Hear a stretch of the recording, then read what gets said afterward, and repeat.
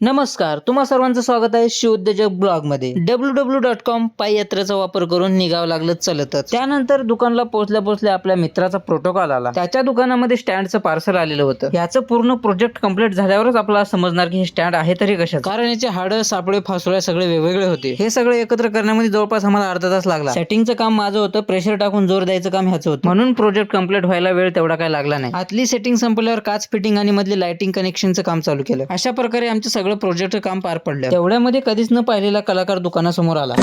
नुसतं माणूस असंच चाललं तर 3 जागी हटकळून पडते, पण हे बाबा 2 लाकडावर बॅलन्स कसं मेंटेन करत होता काय माहिती. जाऊ दे म्हटलं, आपला कटिंग करायचं असल्यामुळे कटिंगच्या दुकानावर हजर झालो. भेटेल ते मित्र म्हणत होता कटिंग करून घे WWE मधल्या खल्ली सारखा दिसायलाच म्हणून. आतापर्यंत 1760 कटिंग केल्या, पण ह्याच्यात कधी मुंडी घातलो नाही. तुम्ही कधी ह्याचा वापर केला असेल तर नक्कीच कमेंट मध्ये सांगा नेमकं हे काय आहे. सगळी कटिंग पार पडल्यानंतर हे भाऊ मशाज करतो म्हणून घरातल्या नळाची मोटर आणून डोसक्यावर फिरला. मी म्हटलं कधीही आपल्याकडे अवेलेबल असते का? नाही म्हटलं, कधी कधी नळ आली घराकडे घेऊन जावं लागतं म्हणला.